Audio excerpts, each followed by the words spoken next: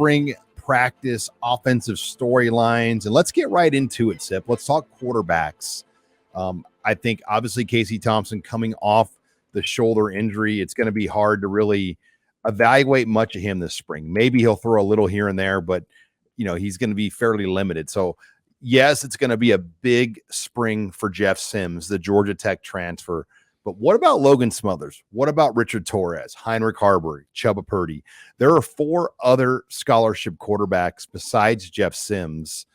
And, I think one of the biggest questions, we know who the top 2 probably are. It's Thompson Sims, pick your poison. But who's the third guy? I don't pretend to know that. Nobody knows. Right. Heinrich Haarberg seems to have captured the imagination of the coaching staff. They mention Heinrich a lot. They don't mention Logan much. It's almost like Logan, I don't know, it's almost like they forgot about him. You just don't hear his name very much. Chubba, you heard it the other day when Matt Rule said that Chubba Purdy and Heinrich Haarberg are among the fastest players on the team in terms of miles per hour. And Heinrich has drawn praise on 2 or 3 occasions.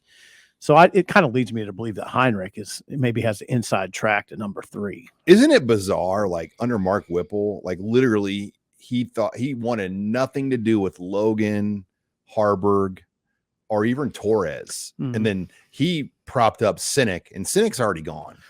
Yeah, it's sort of bizarre. That's how politics work. Well, you pick your people, and that your guys. Chubba was his guy. Casey was kind of his guy. Yeah. I'd bite back a little bit on that, Sean. I don't think it's all politics. They size up guys, and some of it's just personal. You can't tell me Sinek is more talented than those other guys. Well, I mean, here's the thing, though, Sean. Those guys are watching film every single day of every snap. So if I'm a coach and I'm hearing journalists say, you can't tell me this or that, what do you mean? I mean, I would say, well, how much have you seen of our practice? Well, I've seen him coming up the ranks and watched him. Right. It just, I know the arm talent Torres has, and obviously Smothers, we know the athletic ability. They could have drummed up a better game plan to work for Smothers, but he didn't want to do that. Right. Like if Steve Cooper would have taken over the offense from Mark Whipple, when Mark Whipple barely could even handle himself on the sidelines, the offense would have looked a lot different. But we got the Casey Thompson games to Trey Palmer, and that was kind of what captured our imagination of the offense. But other than that offense last year was nothing. Yeah. I mean, when it mattered. Probably. But yeah, as far as who that number 3 is, hard to say. Except it seems like Haarberg's getting some steam. Yeah. Which now, again, it would be nice to see the practices and see what that looks like and not just go on our feeling or what we hear. It'll come down to that largely, but I'm, come on, let's face it. Sims can make a big statement this spring because he's going to get a big opportunity. He's going to be with the ones most of the time. Casey's not. I mean, people wonder about Casey. I doubt you'll see Casey in a team setting taking snaps with the offense.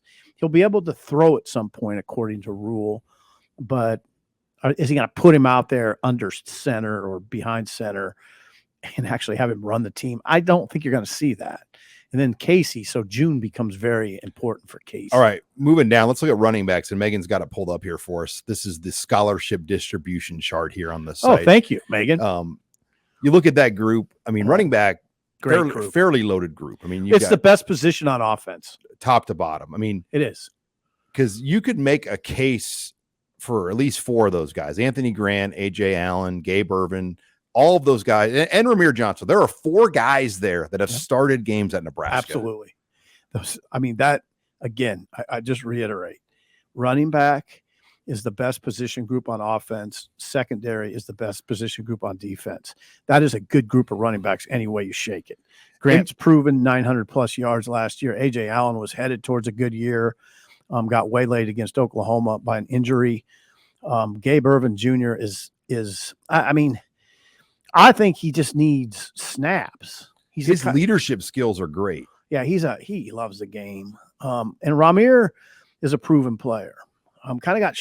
He got caught in between positions. Is one of the coaches. One thing that coaches do sometimes is just misuse talent.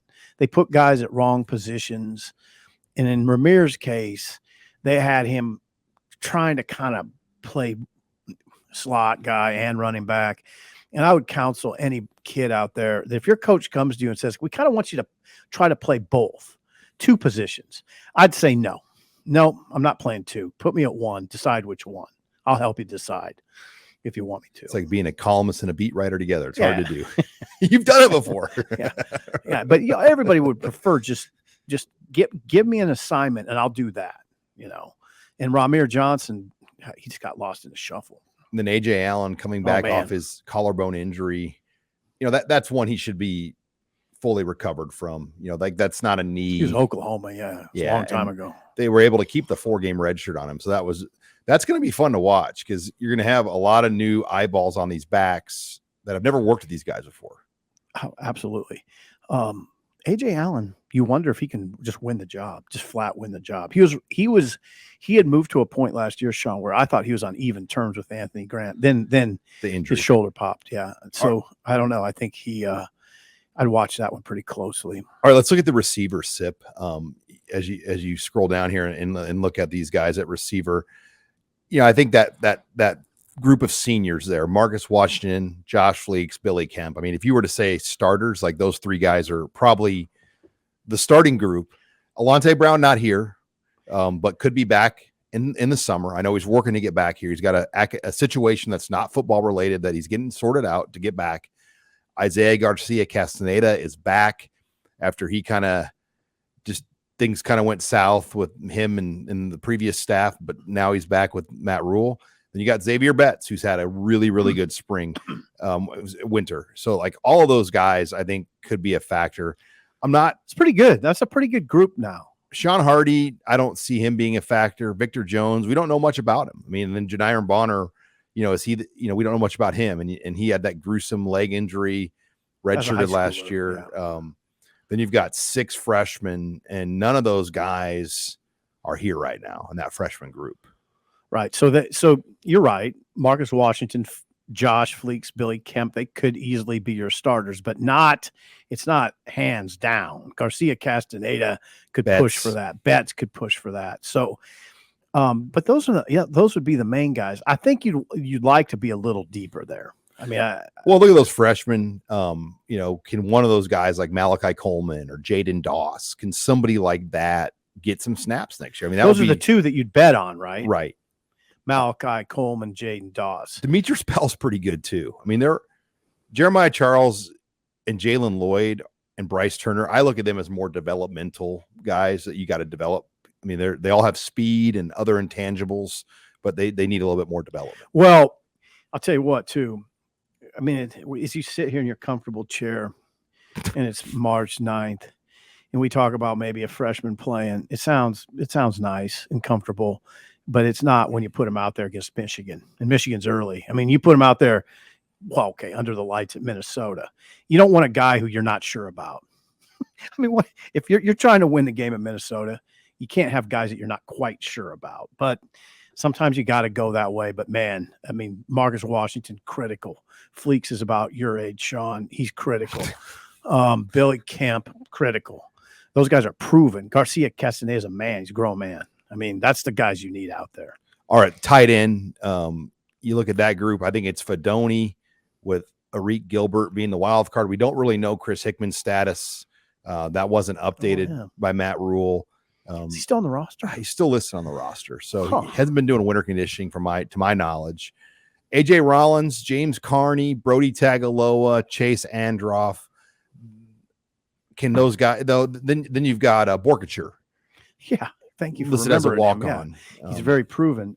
Brody Tagaloa will not be involved in spring drills because of injury. God, he's been hurt now 2 years in a row. Yeah, he's out, and he was hurt as a senior in high school. Just so you know. Okay, he's out. He's the only. Oh, I guess Teddy Prohaska and Brody Tagaloa are the only offensive players that we know that are out. Elbow injury on Tagaloa. That's a good group of tight ends. As long as Fedoni peaks right. Yeah, and we'll see what they get out of Gilbert. I mean, those guys are big time talents. They are both kind of, God, I hate to say it, but they're both kind of wild cards.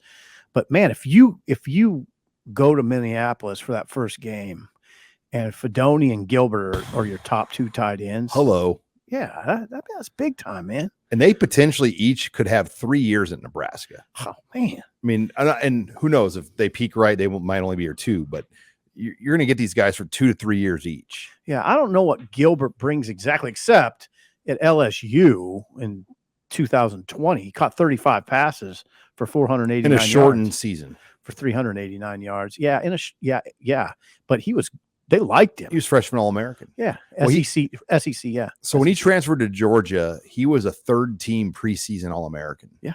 I mean, that's what I mean. Oh, he's a big-time talent. Oh, yeah. Yeah. I know, Bill Bush coached him at LSU, and he said the coaches there were like, this guy does things naturally, like some guys few guys we've ever seen. So that's a big-time talent if you can get him going. Fedoni the same way. Fedoni could be a big-time field stretcher. I mean, that's why I see Fedoni with his speed and size. I mean, hitting him up the seam a lot. He'll be a handful. And then finally, offensive line as we move down, kind of previewing that line. Prohaska out for the spring. We know that. But looking at that group, what's Benhart's role? What's Corcoran's role? Where's Piper at? Is Newellen back at left guard? Ben Scott, is he a center like we thought coming in? Mm-hmm. Latosky. I mean, they've got a core of guys there. Gunnar Gatula is here as a true freshman as well. But, there's just a lot of interesting things there at that offensive line. But without Prohaska, it's very incomplete picture right now. It is. It's the same guys generally speaking that we talk about all the time, except as you mentioned, Ben Scott, the ASU transfer, who we figured was earmarked for center, although that was that notion was cooled a little bit by Donovan Raiola recently, who said Scott could play anywhere on the line.